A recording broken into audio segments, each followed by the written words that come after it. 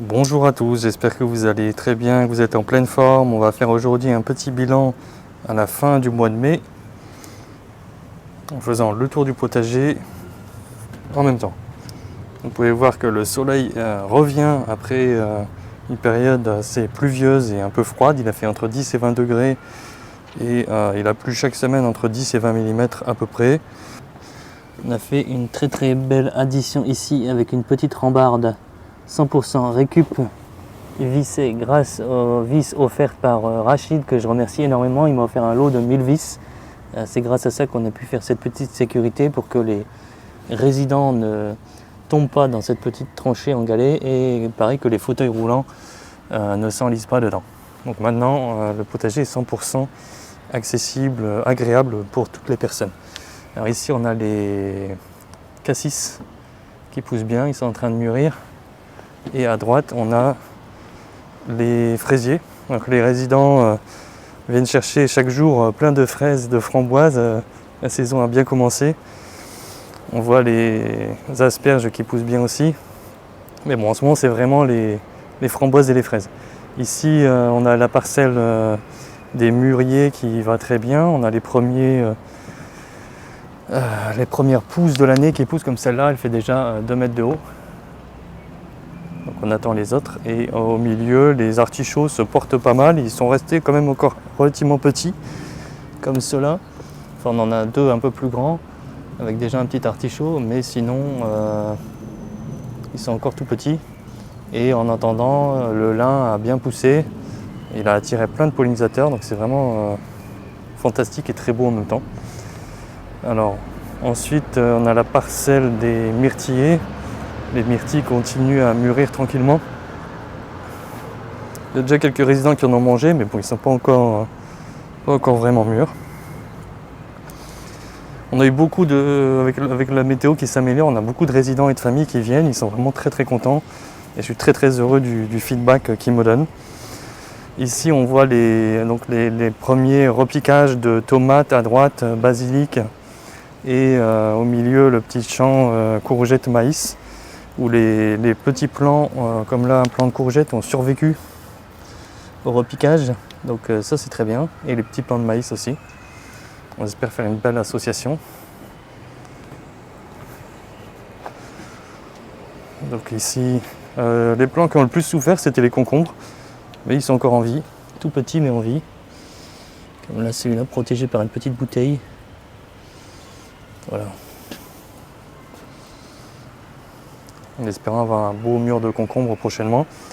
Les vignes se portent très bien aussi.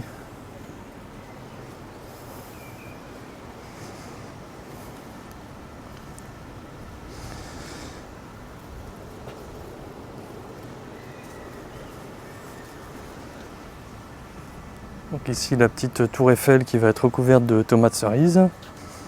Pareil, elles n'ont pas encore poussé en hauteur, mais elles se sont vraiment bien renforcées. Elles sont prêtes à décoller dès que la température augmente. Voilà, on continue le petit tour. La mare va très bien. Ici, les petits poissons ont moins peur qu'avant. Et j'en profite pour partager le calendrier. Je vais peut-être m'asseoir une seconde et partager le calendrier de juin. Donc en juin, on va faire beaucoup de dégustations potager, parce que les résidents peuvent venir déguster donc les fraises des bois, le cassis, les framboises, les groseilles à maquereau là qui sont juste derrière la mare, les sugar peas qu'on va voir. Je vais aller les voir tout de suite. La coriandre et les épinards.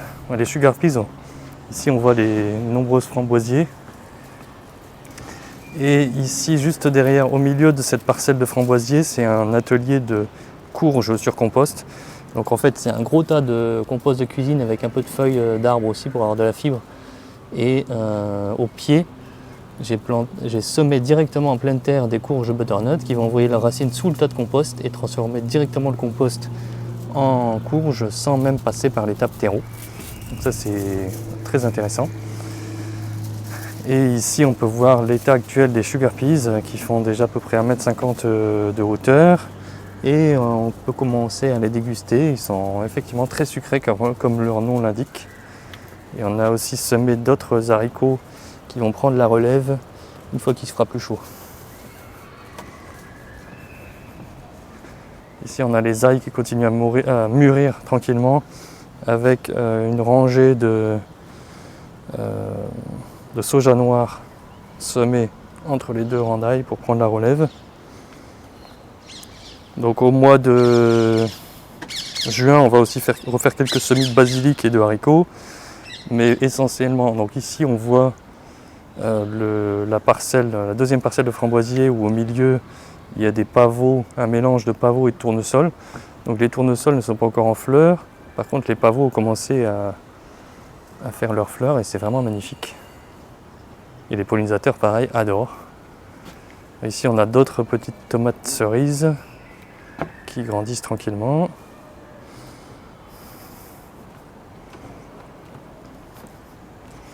Et on termine sur les fraises des bois. Là, c'est un vrai plaisir à la fois pour les résidents qui connaissent, ça leur rappelle l'enfance.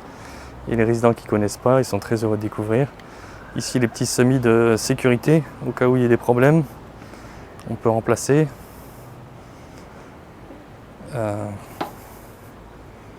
Voilà, on va recentrer. Donc au mois de juin, il y aura déjà beaucoup moins de travail, hein. C'est la nature qui va produire pour nous. On va se concentrer sur la contemplation, la relaxation et la dégustation de tout ce qu'on a semé et planté cet hiver. Et le 5 juin, on va faire une journée porte ouverte pour inaugurer le lieu et pour que les gens du voisinage puissent venir visiter et constater de même tous les impacts positifs d'un simple potager. Donc n'hésitez pas à vous inscrire en cherchant sur internet inauguration Annie Girardot. Vous êtes tous les bienvenus pour venir visiter l'EHPAD et le potager des résidents. Alors ici on a la dernière chose qui est arrivée en mai, c'est qu'il y a un petit lapin qui est arrivé à l'EHPAD. Il a été adopté comme un résident officiel, un lapin institutionnel. Et donc on peut le voir là, il est dans sa petite cabane. Je ne sais pas si on peut le voir mais je le sortirai. Donc il a une petite résidence secondaire et un petit jardin ici, et un petit chalet dans lequel il est en sécurité la nuit, ici, avec sa cuisine. La cuisine ici, attends, je ressens la cuisine, le salon ici et la chambre ici.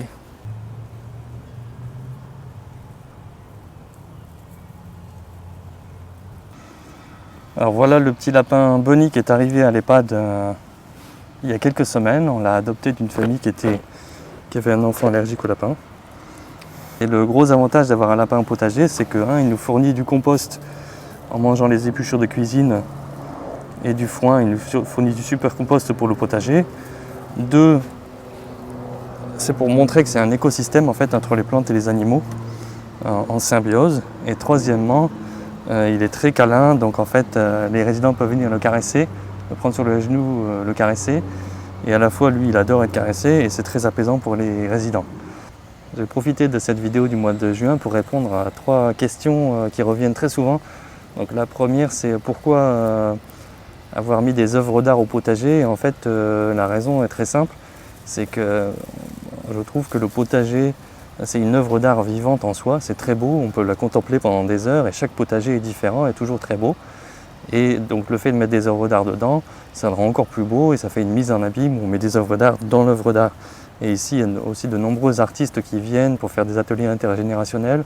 Donc comme ça peut leur donner de l'inspiration. Ils peuvent s'installer ici pour faire des peintures, pour créer des œuvres.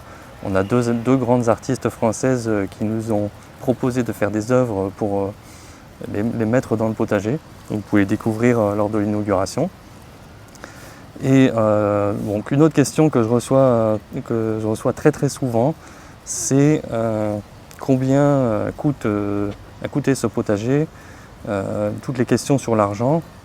Et donc ce qu'il faut savoir, c'est que ce potager n'a rien coûté du tout. L'un des buts, c'est de montrer qu'on peut faire un potager très simple, sans argent. Alors déjà, on n'est pas propriétaire du toit. Il suffit de proposer à quelqu'un qui a un toit de venir faire un potager sur son toit. Ensuite, tout est basé sur la récup. Donc en fait, on n'achète rien, on récupère tout. Et les quelque chose qu'on ne peut pas récupérer, on cherche à avoir des dons. Et comme ça nous oblige à être aussi très créatif, très économe. Ensuite, tout est designé de façon très simple en fait, pour que ça ne coûte pas d'argent, que ça ne prenne pas de temps. Le but, c'est pas de travailler, le but, c'est de produire des fruits et des légumes.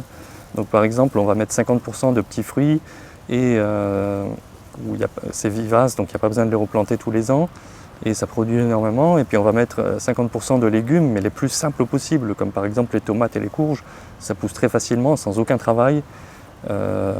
Donc ça permet d'obtenir beaucoup plus. En gros, un potager comme ça peut se gérer en quelques heures par semaine. La dernière chose qui fait qu'on peut vraiment produire de la nourriture gratuitement sans engendrer de coûts, c'est qu'on supprime la récolte et la vente. Dans le maraîchage, les deux étapes les plus coûteuses, quels que soient les fruits et légumes, c'est toujours la récolte et la vente. Donc du coup, nous ici, on récolte rien du tout. C'est les gens qui viennent manger eux-mêmes au potager. Il y a zéro coût. Au contraire, ça devient un plaisir pour eux. Et il y a zéro coût aussi lié à la vente parce qu'on ne vend rien du tout. Par principe, les fruits et légumes sont gratuits. En fait, c'est la nature qui les fait pousser. Ils poussent sans aucun coût, donc il faut qu'ils soient gratuits. Les gens viennent déguster gratuitement, ça fait partie vraiment des piliers de l'association. Une autre question qu'on me demande toujours sur ce sujet, c'est pourquoi tu ne cherches pas à faire un business puisque les gens aiment beaucoup, tu pourrais faire un business ou gagner de l'argent. Alors il faut savoir que moi mon but c'est pas du tout de gagner de l'argent, mon rêve c'est d'arriver à produire de la nourriture gratuitement. Pour moi c'est juste magique, c'est transcendant d'arriver à se nourrir gratuitement et à nourrir les autres gratuitement. Un autre avantage que ça a, c'est que si on arrive à faire un projet sans argent, du coup on n'est pas dépendant de l'argent, on a beaucoup plus de flexibilité, de rapidité, on est beaucoup plus résilient parce que s'il y a moins d'argent qu'avant, le projet n'est pas du tout affecté. C'est beaucoup plus simple, on a beaucoup plus de liberté et on peut créer quelque chose de beaucoup plus efficient.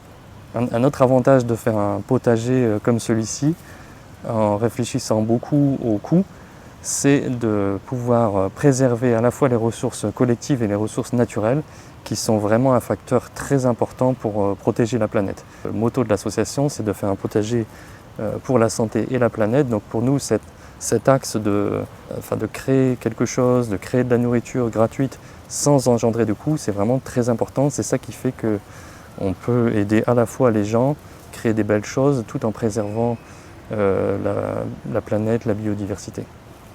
Voilà, il ne faut pas qu'il mange mon polo.